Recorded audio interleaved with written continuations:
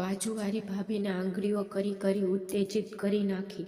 તે પણ રહી ન શકી, કહેવા લાગી, આંગળીઓ જ કરતો રહીશ કે પછી અંદર પણ નાખીશ?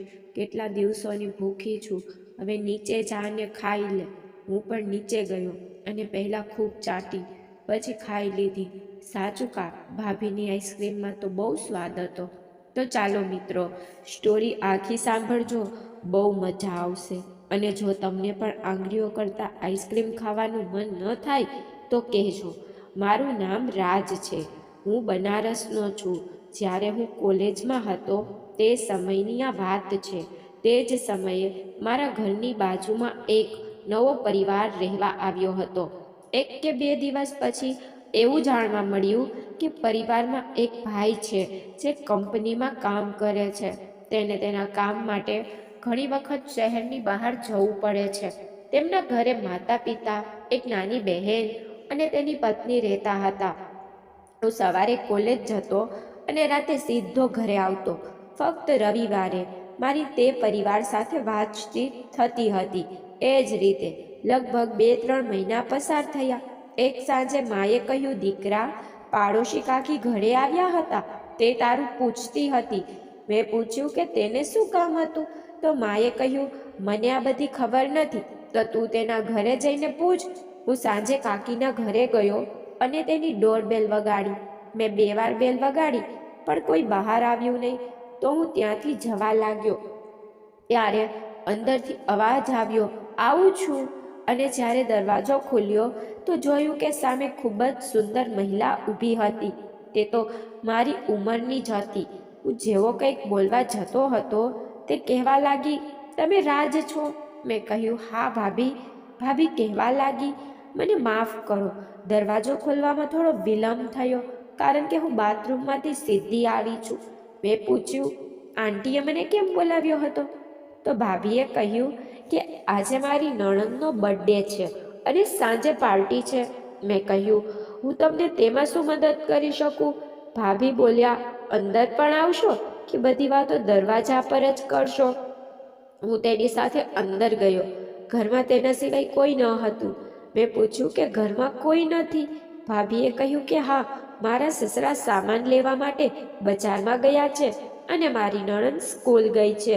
મારા પતિ હંમેશાની જેમ બહાર ગયા છે. તેને કહ્યું કે તમે બેસો, હું તમારા માટે ચા બનાવું છું. થોડા સમય પછી ભાભી ચા બનાવવા માટે ગયા અને ચા પીતા પીતા અમુ વાતો કરવા લાગ્યા. મેં ભાભીને પૂછ્યું, તમે મને કેમ બોલાવ્યો? તેને કહ્યું, હું ઈચ્છું છું જન્મદિવસની પાર્ટી માટે તમે મને ઘર સજાવવામાં મદદ કરો. મેં કહ્યું, ઠીક છે. અને પછી અમે બંને અમારું કામ કરવા લાગ્યા. થોડી વાર પછી તે પણ રસોડામાં ગઈ અને મેં ઘર સજાવવાનું શરૂ કર્યું. થોડા સમય પછી રસોડામાંથી અવાજ આવ્યો, રાજ, જલ્દી અંદર આવો. હું ઝડપથી દોડ્યો અને જોયું કે ભાભી રસોડામાં પડી ગઈ હતી. મેં પૂછ્યું, ભાભી શું થયું? તેને કહ્યું કે મારી સામે એક ઉંદર આવી ગયો હતો. હું ભાગી ગઈ અને મને દરવાજો લાગી ગયો. મેં કહ્યું, ઓ યાર, તમે કેટલા ડરપોક છો. હવે તમે ઠીક નથી. તેને કહ્યું, હું ઊભી પણ થઈ શકતી નથી. કૃપા કરીને મને મદદ કરો. હું કમરથી તેને ઉપાડવા લાગ્યો. તે કહેવા લાગી, હું ઉઠી પણ શકતી નથી. ચાલવું તો બહુ દૂરની વાત છે. મેં તેને સહારો આપ્યો અને થોડે દૂર ચાલી તે સોફા પર બેસી ગઈ અને કહ્યું કે હવે ચલાતું પણ નથી અને ગરમી પણ બહુ લાગે છે. મેં કહ્યું, તમે થોડું ચાલો, રૂમની અંદર જઈએ અને હું કુલર ચાલુ કરી દઈશ. ભાભીએ કહ્યું, બહુ દુઃખ થાય છે, હવે તો થોડું પણ ચલાતું નથી. મેં હસીને કહ્યું, તો મને ખોળામાં ઉપાડી લો. ભાભીએ કહ્યું, તમે મને ઉપાડી શકશો? મેં કહ્યું, હા, કેમ નહીં? ભાભીએ કહ્યું, જો તમે મને ઉપાડો તો હું તમને સાંજે ભેટ આપીશ, પરંતુ આ વાત તમે ભાઈને કહેતા નહીં. મેં થોડું વિચાર્યું અને કહ્યું કે હા, પરંતુ તમે પણ કોઈને કહેતા નહીં. તેને કહ્યું, હા, હું કેમ કહીશ? આ સાંભળીને મેં તેને ઉપાડી અને તેને બેડરૂમમાં લઈ જવાનું શરૂ કર્યું. હવે હું ખરાબ સ્થિતિમાં હતો. એક યુવાન સુંદર ભાભી મારા ખોળામાં હતી. મને સમજવામાં લાંબો સમય લાગ્યો નહીં કે ભાભી શું ઈચ્છે છે. મેં તેને બેડ ઉપર સુવડાવી અને કુલર ચાલુ કર્યું. મેં પૂછ્યું, હવે મને કહો કે મારી ભેટ ક્યાં છે? હું તમને અહીં લાવ્યો છું. ભાભી કહેવા લાગ્યા, સાંજે આવજો, ઘણું ઇનામ આપીશ. હું સમજી ગયો, ભાભી મને શું ઇનામ આપશે? મેં કહ્યું, ભાભી હવે તમને દુખે છે? ભાભીએ કહ્યું, હા દુખે છે. પેલા કબાટમાં બામ રાખી છે, લાવી દો, હું તેને લગાવીશ. તો હું તરત જ બામ લાવ્યો અને કહ્યું, ભાભી હું લગાવી દઉં? ભાભીએ કહ્યું, હું જાતે લગાવીશ. ભાભીએ મારી સામે તેની સાડી ઊંચી કરી અને બામ લગાવવાનું શરૂ કર્યું. તમે સમજી શકો છો કે તે સમયે મારી હાલત કેવી હશે. ત્યારે જ ભાભી બોલી, મારી કમરમાં પણ દુખે છે, પણ ત્યાં મારો હાથ પહોંચતો નથી. મેં કહ્યું, ભાભી હું લગાવી આપું? ભાભીએ કહ્યું, હું કોઈક રીતે લગાવી લઈશ. જો તમારા ભાઈને ખબર પડે કે મેં કોઈ બીજા પાસે કમરની મસાજ કરાવી તો તે હંગામો થશે. મેં કહ્યું, અરે ભાઈને કોણ કહેશે? હું કહીશ નહીં. શું ખબર તમે કહી દો. તેને કહ્યું, હું તેને કેમ કહું? તો મેં કહ્યું કે મને મલમ લાવો. ભાભી મલમ આપી સૂઈ ગઈ અને પછી મેં તેની કમર પર માલિશ કરવાનું શરૂ કર્યું. થોડી વાર પછી તેણીએ કહ્યું, તમે તમારા ઘરે જાઓ, બાકીનું કામ સાંજે કરશે. મેં એક યુક્તિ લગાવી, કહ્યું, હું જાઉં છું, તમે દરવાજો બંધ કરો. હું ઝડપથી ઉઠ્યો અને દિવાલના ખૂણા પર સંતાઈ ગયો. હું ભાભીના ઘરમાં સારી રીતે સંતાઈ રહ્યો જ્યાં સુધી તે ગેટ બંધ ન કરે, અને હવે તે રૂમમાં જવાને બદલે હોલમાં ચાલી ગઈ. મેં જોયું કે તેનો પગ બરાબર હતો અને તે બરાબર ચાલી રહી હતી. હું સમજી ગયો કે આ માત્ર એક બહાનું હતું. મને લાગ્યું કે તે મારે હવે ભાભી પાસે જવું જોઈએ, પરંતુ મેં મારા મનને શાંત પાડ્યું.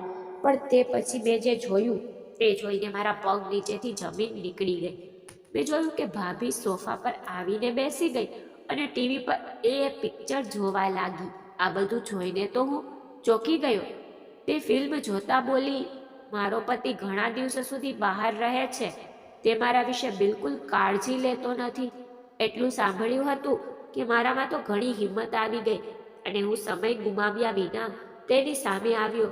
મને સામે જોઈને તે ટીવી બંધ કરવા લાગી. મેં કહ્યું, ભાભી આ શું છે? શું જોવો છો? તેને કહ્યું, શું? કંઈ નહીં, કંઈ જોતી નથી. મેં કહ્યું, ખોટું ન બોલો, મેં બધું જોયું છે. આ સાંભળીને તેને રડવાનું શરૂ કર્યું અને કહેવાનું શરૂ કર્યું, આ બધી વાતો બહાર કોઈને પણ કહેતા નહીં તો મારી ખૂબ જ બદનામી થશે. અને પછી હું આગળ વધ્યો અને તેના ખંભા પર મારો હાથ રાખીને કહ્યું, હું આવું કેમ કરીશ? તમે તો મારી ભાભી છો. ભાભીને કહ્યું, ભાઈ ન હોય તો શું, હું અહીં છું. મેં કહ્યું કે ભાઈ જે સુખ ના આપી શક્યા, હું તમને તે આપી શકું છું. તેને કહ્યું, ના, આ ન થઈ શકે. મેં કહ્યું, ભાભી જ્યારે તમે રૂમમાંથી બહાર આવ્યા ત્યારે તમે એકદમ ઠીક હતા. હું જાણું છું કે તમે આ બધું જાણી જોઈને કર્યું. મારી વાત સાંભળીને તેણે આંખો નીચી કરી. મેં કહ્યું, ભાભી જરા વિચારો, તમારા પતિ 1 મહિના પછી ઘરે આવે છે, તમને પણ તેની જરૂર હશે ને, અને હું તમને એ ખુશી આપી શકું છું. ભાભીએ કહ્યું, તમે કોઈને કહેશો તો નહીં? મેં કહ્યું, અરે ભાભી જરાય ચિંતા ન કરો, આ વાત અમારા 2 સિવાય કોઈ જાણશે નહીં. ભાભીએ કહ્યું, ઠીક છે, ચાલો રૂમમાં. પછી અમે રૂમમાં ગયા. મિત્રો સાડી નીચે આંગળીઓ નાખી. ભાભી રહી ન શકી, મદહોશ થઈ ગઈ. વરસાદ થવા લાગ્યો, વીજળી કડકવા લાગી. હું તોફાન સામે લડવા તૈયાર હતો. પહેલા ખૂબ પ્રેમ કર્યો, થોડીવાર મસ્તી કરી, નદીની અંદર હાથ નાખ્યો. નદી ગરમ હતી. પછી નદીમાં જીભ લગાવી. જીભ લગાવતા નદીએ પાણી છોડ્યું. પછી મેં નદીમાં મછલી પકડવા હાથ નાખ્યો. મછલી કૂદકા મારવા લાગી. અને મિત્રો પછી હું નદીની અંદર ચાલ્યો. તો મિત્રો તે તુફાન મને ખૂબ ગમ્યો અને અમે તેની સામે 3 કલાક લડ્યા. થોડા સમય પછી અમે રૂમમાંથી બહાર આવ્યા. ભાભી પણ ખૂબ ખુશ દેખાઈ રહી હતી. થોડા સમય પછી થોડી વાત કર્યા પછી હું મારા ઘરે પાછો આવ્યો. તો મિત્રો તમને વાર્તા પસંદ આવી હોય તો વિડીયો લાઈક કરો અને સાથે સાથે ચેનલને પણ સબસ્ક્રાઈબ કરો. Thank you, love you, bye bye.